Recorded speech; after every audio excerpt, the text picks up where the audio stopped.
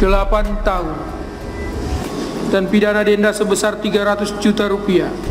Apabila denda tersebut tidak dibayar, diganti dengan pidana kurungan selama 3 bulan kurungan.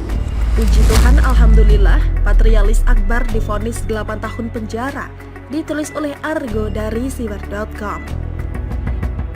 Sebelum kita lanjut, jangan lupa subscribe dan nyalakan loncengnya agar Anda menjadi yang pertama mendapatkan informasi dari jurnal terupdate. Gusti Ora Sare, Tuhan tidak tinggal diam. Murkanya menyala-nyala terhadap orang-orang fasik dan munafik yang menzalimi umatnya yang tidak bersalah. Satu persatu musuh bebuyutan Ahok ambruk, terjungkal tidak berdaya, terkaing-kaing meratapi nasib mereka dengan kerta gigi yang tak tertahankan. Salah satu pembenci Ahok kelas akut yaitu Patrialis Akbar, mantan hakim Mahkamah Konstitusi yang suci itu, akhirnya hari ini divonis penjara 8 tahun. Silakan menikmati jeruji besi yang dingin, pengap, bau pesing, dan bau hawa pup selama 8 tahun lamanya. Hukuman 8 tahun penjara itu adalah hadiah yang pantas dan terindah buat si beliau ini yang begitu menggebu-gebu membenci Ahok sampai ke ubun-ubun. Mulai dari menyerukan umat Islam agar jangan pilih Ahok yang kafir itu, sampai menggunakan istilah Ahok untuk menyebut nama penyuapnya. Semuanya akibat akar kebencian dan akar kepahitan yang tidak mendasar kepada Ahok. Entah apa yang telah diperbuat Ahok terhadap orang ini sampai begitu bencinya dia sama Ahok. Dia bilang dia sangat prihatin sekali umat Islam akhirnya tercerai-berai hanya karena Ahok. Si beliau ini juga bilang bahwa dalam sejarah solidaritas umat Islam tidak boleh sampai menyalahkan akidah. Si pemegang kunci gerbang kerajaan surga ini ingin umat Islam se-DKI Jakarta kembali kepada Al-Quran dan hadis. Ketika putusan berada di tangan non-muslim, maka umat Islam yang selalu dirugikan. Begitu kata Patrialis Akbar si koruptor ini. Padahal realitanya dia justru disuap oleh orang Kristen yang parahnya lagi adalah seorang pendeta. Jika si Patrialis Akbar ini konsisten dengan koar-koarnya selama ini yang menyerang Ahok yang non-muslim, harusnya dia menolak mentah-mentah suap dari Basuki Hariman, karena Basuki Hariman itu non-muslim yang beragama Kristen, pendeta pula. Namun faktanya, Patrialis Akbar justru kerjasama dengan Basuki Hariman. Kerjasama itu bukan untuk menjadi garam dan terang bagi bangsa Indonesia, namun justru berpotensi menghancurkan negara ini dengan kong-kali kong soal peternakan dan kesehatan hewan. Semua itu tentu saja dia lakukan demi kepuasan duniawi dirinya. Sesuai dengan pernyataannya yang bilang bahwa ketika putusan berada di tangan non-muslim, maka umat Islam yang selalu dirugikan. Ucapan itu benar adanya dan kena ke dirinya. Buktinya dia ketiban sial dan dirugikan masuk bui 8 tahun lamanya karena menerima keputusan dari tangan non-muslim, yaitu si penyuapnya Basuki Hariman itu. Hakim Mahkamah Konstitusi yang sering berdakwah sebagai topeng kemunafikannya ini diciduk penyidik KPK saat asyik bermasyuk ria berbelanja di Grand Mall Indonesia bersama dengan cem-cemannya bernama Anggita yang bening nan cantik jelita itu.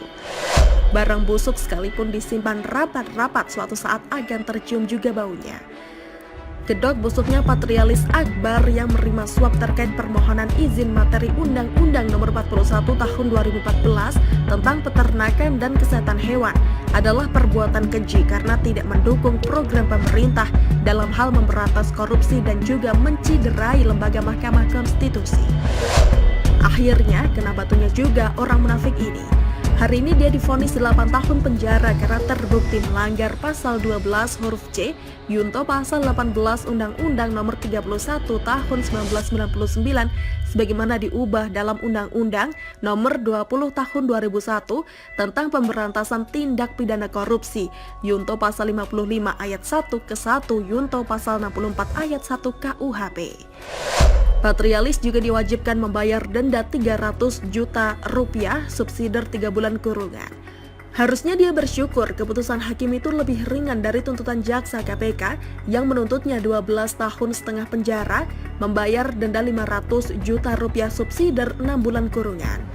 Padahal sebelumnya si Patrialis Akbar ini ngotot tidak mau mengakui perbuatan tidak terpujinya itu menerima suap dari pengusaha impor daging Basuki Hariman.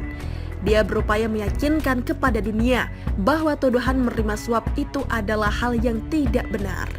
Dia juga playing victim bahwa dia dizolimi semena-mena. Dia bahkan berani jualan agama dengan menuding pemerintah, dalam hal ini KPK, menzalimi dirinya sebagai umat Islam. Saya diduga ditangkap tangan, terima uang yang sampai hari ini alhamdulillah tidak bisa dibuktikan. Saya heran kasus yang dianggap besar dan membuat republik ini gentar bahwa saya menerima uang tapi sampai sekarang tidak pernah dibuktikan. Ujar Patrialis Akbar dengan sangat lantang. Namanya juga maling, mana ada yang ngaku. Kalau maling ngaku, maka penjara penuh dong. Setelah ditelusuri, ternyata uang hasil japremnya itu akan dia gunakan untuk memberi apartemen di Casa Grande Residence Tower Chianti, lantai 41, unit 11, tipe 2 BRD buat cem-cemannya si Anggita itu. Anggita akhirnya mengaku, Anggita juga bilang bahwa ia pernah dibelikan pakaian dan mobil oleh Patrialis Akbar dan sering diberikan uang oleh Patrialis Akbar. Ya beginilah akibatnya gara-gara salah mengurusi undang-undang impor daging, akhirnya nyasar ke daging Anggita. Sungguh sial nasibmu Om Ustadz, 8 tahun meringkuk dalam penjara itu bukan waktu yang singkat. Makan, tidur, pipis, dan pup berdampingan dengan kloset, no spring bed, no AC, no Anggita. Hanya berteman dengan nyamuk-nyamuk yang nakal dan kecoak-kecoak yang merayap di sela-sela kloset dalam kamar penjara. Begitulah kura-kura. Bagaimana menurut Anda? Silahkan tulis komentar di kolom komentar. Jangan lupa untuk like, subscribe, dan share. Arkana pamit. Wassalamualaikum warahmatullahi wabarakatuh. Sampai jumpa.